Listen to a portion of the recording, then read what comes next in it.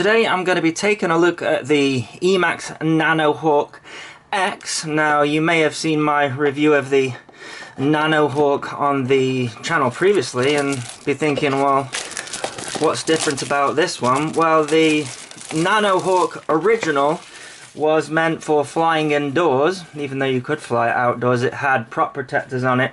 And I believe this one is outdoor. In fact, it says it on the box here, outdoor ultralight racing drone. Now, I don't know how much this guy is gonna cost because of Emax's usual embargo that they have, so you'll have to check the links in the video description for how much it is. Interesting, it's just all warnings on the back of the box here. You know, it says not designed for children younger than 14 years old, but I've been flying since I was, was it 7, 8 years old? So, you know, as long as you have got somebody, you know, an adult monitoring you, then you should be fine. So let's see what we've got in the box here. So we've got a couple of stickers, and what we've got here, I think, is that just the contact? Yeah, that's the contact, and then manuals all through QR code online. That's interesting. So I don't actually know that much about this guy, so I might have to go and take a look at that. So this is the quadcopter itself. We have got a carbon frame. Emax likes to go for these struts for the arms. One of the problems I had with the original Nano was the camera vibrations were just shocking. It made it unusable for me. They say that they have fixed that with this one. They say the weight is 41 grams. Let's see if that is the case. It's kind of, I guess you could say, it's like going to be a toothpick type model. Okay, let's tear that. So that's 39 grams here without any props on. So yeah, I would say that was right, 41 grams. Don't have much information on it other than we've got a 12025 11,000 kV brushless motors. It's using Avia Nano X propellers focused on flight time and throttle feel with a good amount of control and grip. Uses the Runcam Nano 3 camera in order to keep it the smallest size possible while retaining clarity. Again, I don't think you can change the angle on that, so that's stuck there. So all in one board, 5 amp ESCs. The batteries, which this one comes with, so it's a 450 milliamp hour HV battery, high volt. It's the same battery that was on the original Tinyhawk, except we've got XT30 as the connector. So not the GMB27, it's slightly bigger connector. It's better for current, so your batteries don't sag as much, depending on the size of the battery, though. You know, having too much current draw can damage these batteries as well. But with them being a high capacity, or high capacity for the size of the model, 450 milliamp hour, then that should be fine. Perfect, I would say. They're saying you can get up to a 7.5 minutes cruising and 3 to 4 minutes of racing. Yeah, so there's the props.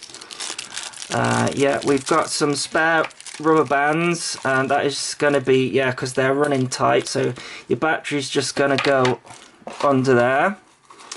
And yes, so we've got some PH2 JST to XT30, so that is because they have given you the old charger here. So USB charger that just plugs into, you know, if you've got one of those wall sockets with the USB on there, and at a guess then it's going to charge it at a high volt, but I'm not seeing a button that switches it between. If I remember right, this does charge it at a high volt.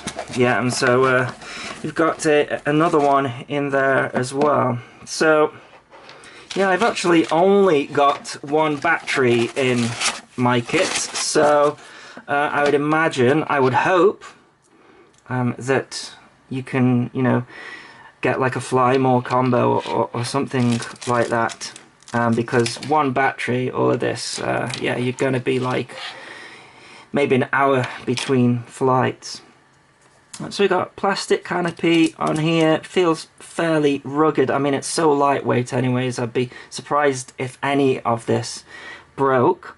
I've got a little bit of tape on there, a little bit of Emax tape, and we've got a capacitor in there for noise. It's the all-in-one board there. There's no protection, I don't think. Oh, actually, maybe I can see a little bit of... Yeah, there is. There's a little insert there, so when you land on grass, it doesn't wet the all-in-one board. That is there, I think. Yeah, I can see it. It's shiny against my lights here. So the VTX switchable up to 200 milliwatt. So it looks to me like this is an FrSky SPI based Bynum Fly model, so you're going to want to choose D8 if you don't want to get the dropouts that you get. I'll have to see in Betaflight to see whether it's got some spare UARTs if you want to put your own receiver on it, but yeah, I think that might be the antenna for the built-in D8 receiver, just the wire coming off there. Either that or something has come desoldered on the board, but you'll have to check on Betaflight for that.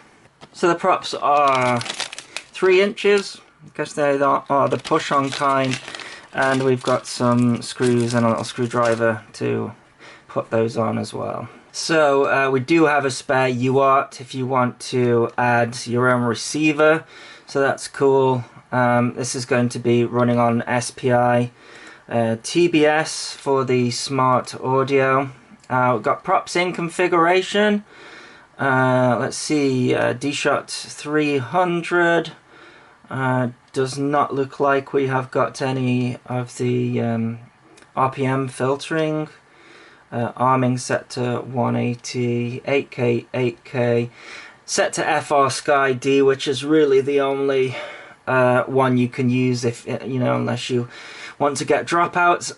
Actually, with a decent D-Sky receiver, I got, what was it, 800 meters. I think you'd be lucky to get 80 to 100 meters, especially if that is the antenna for the control, just a little tiny wire. So I guess the idea is you're flying this one in close. We got air mode, OSD, dynamic filter. Now, I know this thing is really tiny, but you still want to have these on to give you some chance. You know, if you've lost it in long grass or something like that, it's going to be a little tiny beep, but a little tiny beep is better than nothing. And I've got pretty good ears, apparently. I thought I was going deaf, but no, apparently I got pretty good hearing. Let's see. What is next? Power and battery. 3.3. Yeah, I mean, hopefully with this connector, let's go 3.2. I mean, you're damaging your battery at 3.3 or 3.2, but you know, with these tiny things, we're asking a lot of them. You know, everything through a 1S battery. It's ultimate current draw. It's, yeah, so yeah, we can buy new batteries, I guess, when the fun has stopped. PID tuning here. Whoa, look at look at those numbers, man. They usually stick in a few profiles too, but we just got the one battery here, so that's quite good. Yeah, and crazy PID values, but yeah, that's what we are working with. Let's go into the rate profile. That's just stock rates. So I'm just going to put my rates in there, which are a very docile 75. I'm still using Betaflight rates, by the way, rather than actual, just because I need to defragment my brain. It's full of old banking stuff and Betaflight version 3 information, which is no longer useful. We haven't got a throttle limit on, which is interesting. Suggests it's not going to be too heavy on current, but we might need that if it starts destroying batteries. Filter settings, I don't usually touch any of these, but you get complaints when I don't show them, so there you are. TAE 1, 2, 3, 4.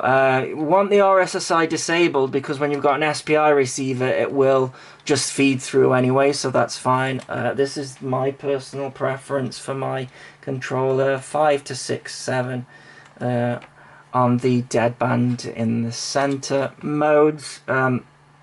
I have a feeling that that either someone at Emax or someone at Emax likes my videos, because usually they have it how I have it. So aux 1 arm, aux 2 I have angle, and then acro over here I just get rid of horizon mode out of there. Beeper, they've got the beeper set up. Has this got a physical beeper on it? I haven't heard it. Ain't no beeper. But is that big? Nah. You should hear a beeper still, I think. Okay. Anyways, yeah, beep. That I have that on the aux 3, so nothing to see here. I take the warnings off. VTX channel, very helpful. Timer 2, very helpful. Craft name, not so helpful. Battery voltage, yes. Yeah, everything. I think everything is there. Video transmitter. This is where it's set up. That's interesting. Number of power levels, just 1. Well, I went to the manuals and they're not there, of course, because you can't get it yet. They've hidden it because they don't want anyone to know about it. So I'm going to have to ask someone from Emax.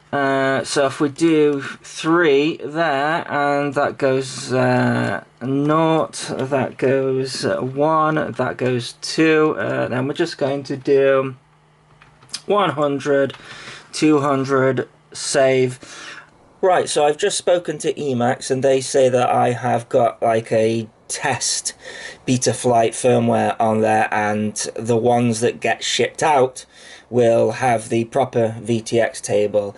But I thought I'd leave it in there just in case it doesn't and you have to change it.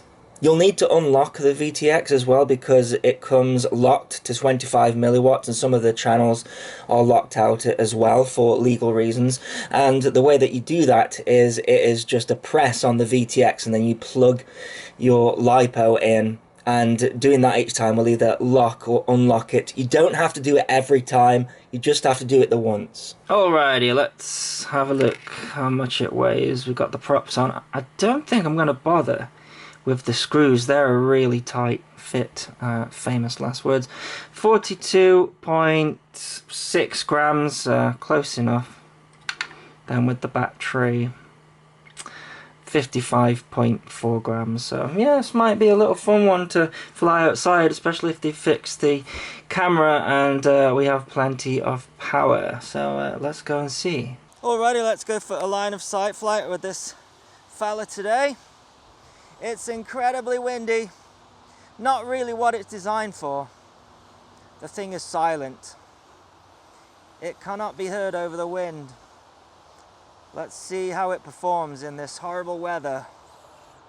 Wow, yeah. Reminds me of the toothpicks. So quiet. It's amazing, isn't it? What you can get out of 1S. It always amazes me. So of course, this being an Emax product, it's been given to pilots and tuned, so you don't have to worry about that. The numbers look high, but it doesn't matter if the numbers look high in the PID table, you know. If it flies and the motors aren't getting warm, that's what the PIDs are there for. It's just that, you know, if your PIDs like conform to like a certain range, maybe your quadcopter isn't exciting enough. Oh man, the wind is so bad. But it's performing, man. How good would this be, you know? zero wind on the beach. Bit of FPVing, not doing any harm.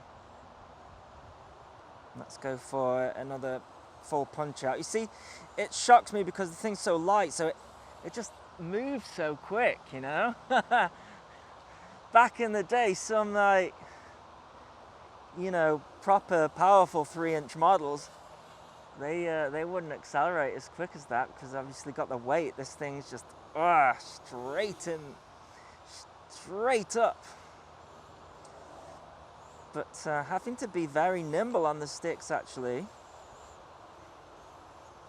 Doesn't need, like, I'm doing like sort of kind of low level rolls here. It doesn't feel like it needs loads of throttle to correct.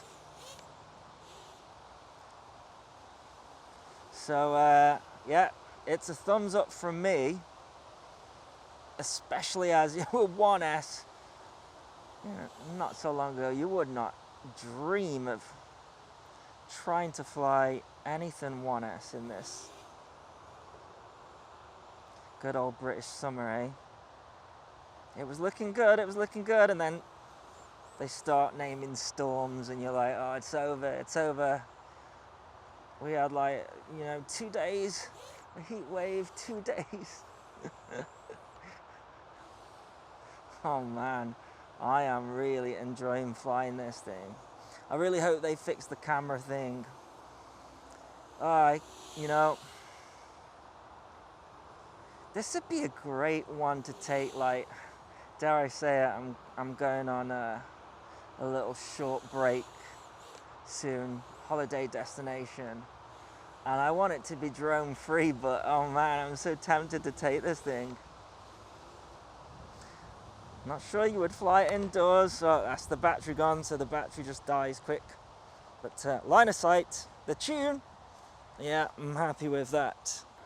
Alrighty, let's go for an FPV flight with this guy. It's still incredibly windy, so it's going to be hard to judge the tune, but I want to do more flying with this, man. Yeah, they didn't put the RSSI on. That's something that I've missed. I can feel the transmitter blipping as it's struggling with the RSSI. But I tend to find that the D8 RSSI very inaccurate. Yeah, if you look at my review that I did of the Novice 4 with the D8, it was in the 30s and, you know, good 800 meters away. The sun's come out, which I'm glad, but unfortunately it is showing jello, which I really struggle with. It's a small model, difficult to eradicate, of course, but it's still there. There's a little bit of electrical noise as well, but in general it's smooth as anything in this like 20 mile per hour wind. It's keeping its voltage nicely, 3.7 volts. Let's see, give it full throttle, and it does drop to 3.3, but that's the XT30 doing its job there. Man, yeah, this is just a great model to just look how slowly it falls. Just a great model to mess around with. By the way, the whole 200 milliwatt thing, and it being Europe, this has got like a beta CLI on there, and I'm told that the customer version, regardless of you know, whether it's the European version or an international version, it'll have the 200 milliwatt option there. You can see I got it working now. Raceband 1, that's when you know it's unlocked, because Raceband 1 doesn't work. I think it's Raceband 3 that works. You just get like a blank screen if you selected a Raceband 1 and didn't unlock it, so it's just a press of the button. when you plug the battery in, that'll unlock it. Does look like we're getting 200 milliwatts. The only thing I would be concerned about is brownouts. Really, that is where, you know, the VTX shuts off, because we haven't got enough current available with our tiny 1S battery trying to power everything up. But what are we, 3 minutes in here on a windy day? It's bobbing around. It's amazing that it's flying, honestly. So yeah, I think this one's going to get a thumbs up from me. It's a shame about the tiny amount of jello. I know they're trying to make this thing as light as possible. I think the camera still could be mounted better. The tune is fine. It's hard to comment. I need a completely calm day for that.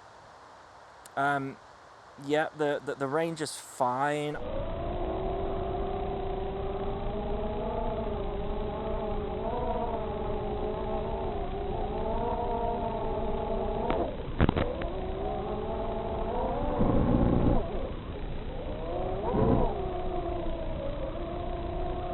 Anyways, we're flashing and our battery is dying, so yeah.